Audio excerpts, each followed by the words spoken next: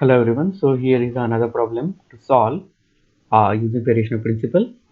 So problem is to find the ground state energy of a delta potential. The Hamiltonian is given as h is equal to minus h bar square by 2m d2 by dx square minus alpha delta x. Since there is a minus sign, we know this is the attractive potential. Using a trial wave function psi of x as a e raised to minus bx square. Since you know this is the attractive delta potential, its graph will look like this.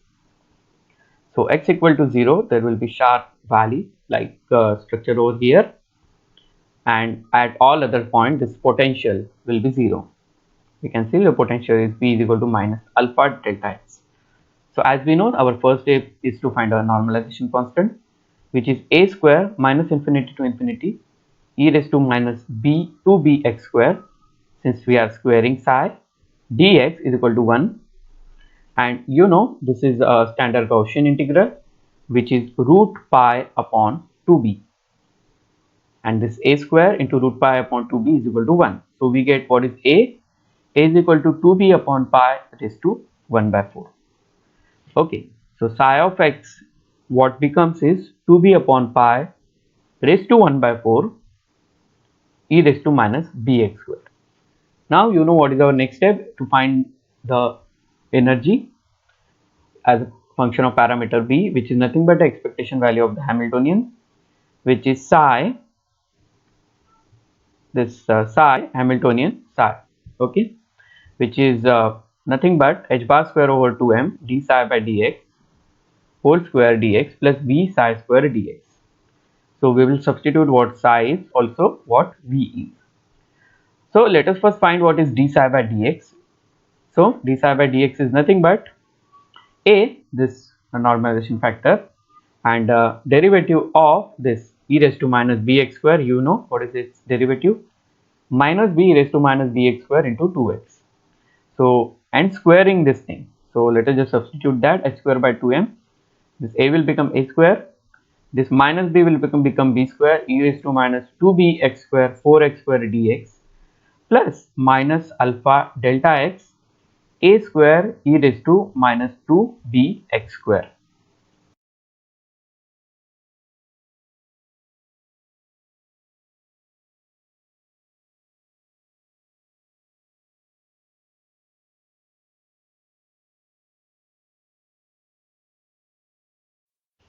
Of course with limit minus infinity to infinity, minus infinity to infinity.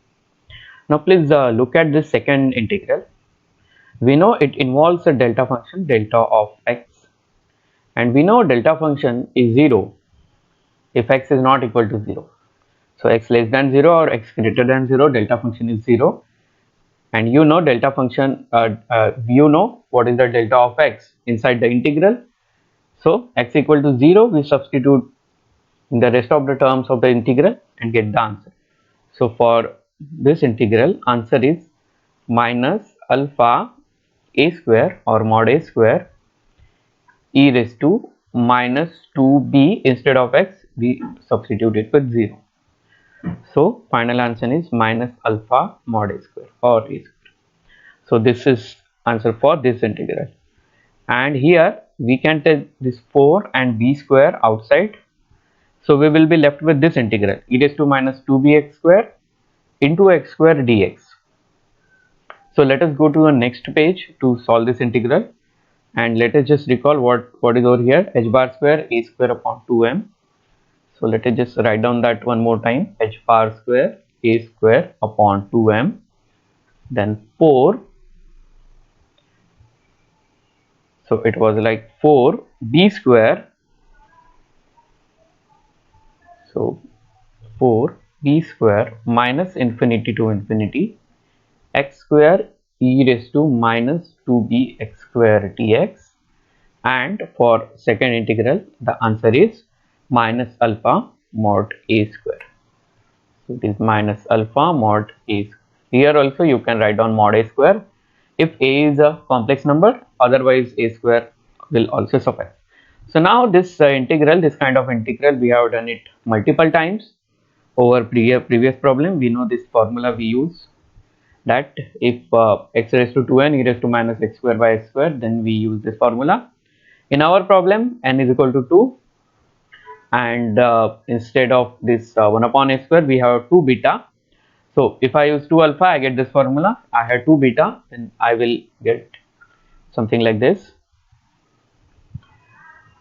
h bar square a square 4b square upon 2m into root pi by 2 1 upon root 2 beta cube and minus 4 alpha a square. Okay, so let us just simplify this and substitute the value of a. We know what is value of a.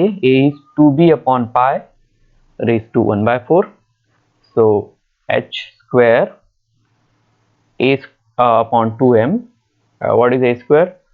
2b upon pi, and with square root, since it is a square not a, then 4b square root pi upon 2, and over here we have 1 upon, now it's like 2b raised to 3 by 2 minus alpha root 2b upon root pi. Okay, so let us see what I can cancel. This 2 and this 4 will get cancelled. This root pi will get cancelled. Of course this is b square and this is root b, so I can write down this as b raised to 5 by 2, and here it is b raised to 3 by 2. Of course there is 2 raised to 3 by 2 and b raised to 3 by 2. Here there is b raised to 5 by 2. I can cancel these and b will be left over here. Okay, and this root 2 and this half into raised to 3 by 2 will also get cancelled, so I will be left with h bar square b upon m, and here 2 will be left over here. So this 1 by 2 and here 2 raised to 1 by 2 will get cancelled, and then over here I have root 2b upon root pi. So of course this alpha is not a variational parameter. Please note that b is a variational parameter. Generally in the previous problems we took alpha as variational parameter. Okay, so you know what is the next step. We differentiate with respect to b and equate to 0. So if I differentiate this with respect to b, only b will have derivative as 1 minus root 2 alpha upon root 2 pi, and what is the derivative of 1 upon root b? It will be 1 upon 2 root b, and this should be equal to 0. And now let us just solve this. So h bar square upon 2m root pi 2 root b, this is equal to root 2 alpha.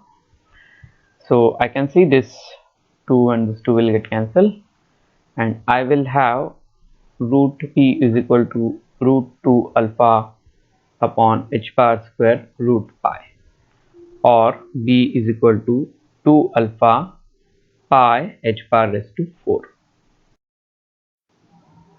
So this is square. Also the m term is missing over here, so 2 alphas, sorry, so here m term was missing, so here it will become alpha square m square. And to find out what is E minimum, we again substitute this value of B in this expression, in this. So what we get, h bar square over 2m, then 2 alpha square m square pi h bar raised to 4, then minus alpha root 2 upon pi, then we get, we are substituting root b, so what we are essentially substituting root 2 alpha m divided by root pi h bar square. Okay, now we can just make it a bit simpler. After simplification I will write it over here. So I can see this 1 h bar square, and here only h bar will left. This m, 1m and this m will get cancelled. Okay, so from the first term what I will have, E minimum as So this 2 will also get cancelled. So alpha square m, alpha square only, m has cancelled, divided by pi h bar square. And here I can see this root 2 will become 2, root pi will become pi, and this alpha and this alpha will become alpha square. So minus 2 upon pi alpha square whole alpha square m divided by h bar square. Okay, and here also there was m term in the first. So I can see alpha square m upon pi h square minus 2 alpha square m upon pi h square. So it is minus alpha square m upon pi h bar square. So this is the minimum energy that we obtained over here. And now we can see whether this is equal to our exact ground state energy. So if you know how we solved or how we used to solve the delta potential problem, I have given it for you over here, how to solve a delta potential problem exactly. Okay, so let us just go through it, so you will understand whether our answer is whatever this answer we obtained over here. Let me just see, this answer is exact or not. Okay, so let us go to exact solution of the delta potential, attractive delta potential. Let us quickly go through it. So this is the attractive delta potential and this is the Hamiltonian we have. We know for x equal to 0, V of x is 0 because that is what is delta potential. Okay, so in short, our this Hamiltonian will reduce to, for x equal to 0, this term will go to 0. Okay, and so we will have an Hamiltonian as d2 psi by dx square minus 2 me upon h bar square psi. And you know this is how to solve this differential equation. So if I write down this minus 2 me upon h bar square as kappa square, okay, then I know how I can solve this differential equation. So general solution is psi of x is a e raised to minus kappa x plus b is e raised to plus kappa x. And since we are considering x less than equal to less than 0 condition, we know as x goes to infinity, this term will diverge. So this term should not be there in the solution. So only we consider this term. So psi of x is equal to b e raised to kappa x for x raised to x less than 0. And similar argument for x greater than 0, only e raised to minus kappa x term will survive because e raised to plus kappa x term will diverge in that case. Okay, so we obtain this. Now using the boundary condition. So what is the boundary condition for psi of x? The psi of x should be continuous and d psi of x ds is continuous except if there is a infinite potential, and we can see at x equal to 0 there is infinite potential.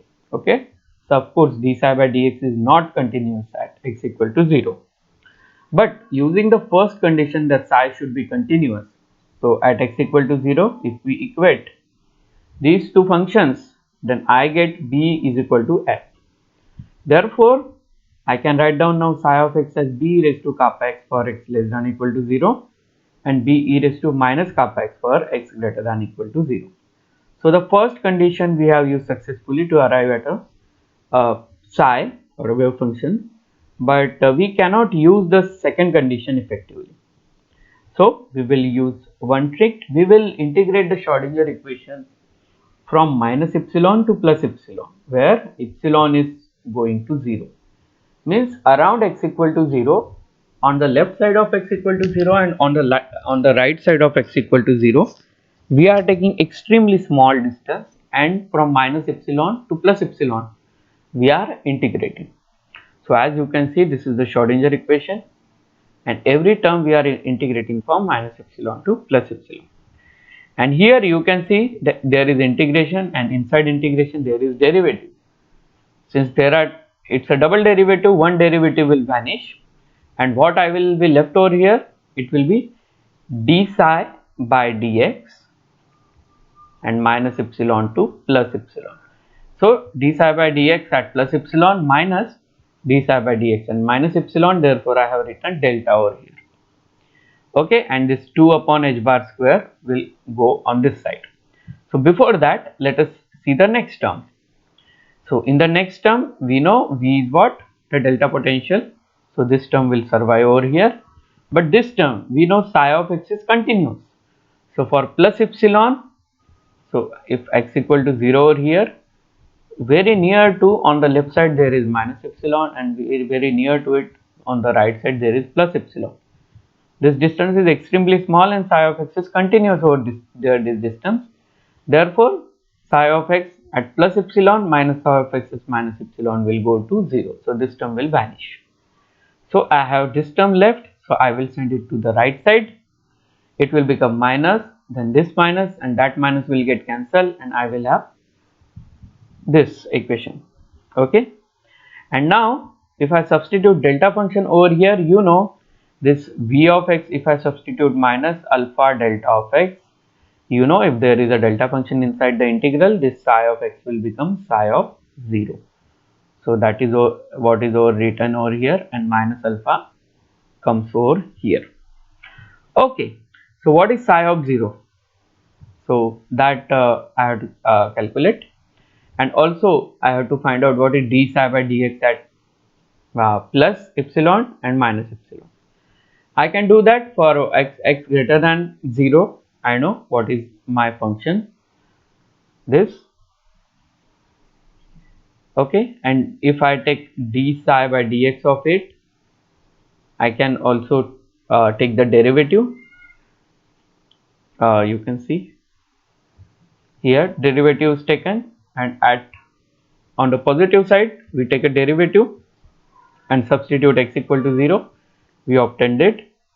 And similarly on the negative side we take a derivative, substitute x equal to 0, and we obtain this. So this delta means it will be the subtraction of these two. So I get minus 2 beta b kappa, and I already know what is psi of 0. I can put psi of 0 over here, which is nothing but b. So psi of 0 is b. So these two things I can put in this equation, and finally I will get kappa. Okay, so kappa is m alpha upon h bar square. Since I get kappa, but I know what is, I have expressed my energy in terms of this kappa. So therefore I can also get energy over here, which is minus h bar square kappa square upon 2m, which equal to minus alpha square upon 2 h bar square. Okay, and I already know what is psi is. Okay, so let us normalize this psi. So why we are normalizing? To find what is v. So minus infinity to infinity psi x whole square dx. So I substitute what is psi, and I get b is equal to root kappa or root m alpha upon h bar square. So my psi of x is, this is b minus m alpha mod x upon h bar square. Why I have written mod x over here? Because the nature of wave function e raised to it is kappa positive x for x less than 0 and e raised to minus kappa x for x greater than or equal to 0. These two conditions I can represent in only one single equation if I use mod x over here, and I get E as minus m alpha square upon 2 h bar square. You can also say this will be kind of the graph of my wave function. Okay, but this was not our aim. We just wanted to check that the variation parameter, the answer we obtained, whether that answer is, how much that answer is approximately equal to our this the exact answer. So let us see. The answer that we obtained for E minimum was minus m alpha square divided by pi h bar square. Okay, so this answer is differs by 1/2 factor, because if you see we have taken a trial wave function. Let us see, we have taken trial wave function as a e raised to minus b x square. Okay, and actual wave function was not x square but mod x. So our E minimum was minus m alpha square upon h bar square. So even if we take a trial wave function, something which is different than this actual wave function, we got answer may not be very close, but at least the power is same. Okay. Okay, so it differs by the factor of 1/2. So yeah, we have solved this delta function potential. Thanks a lot. Bye.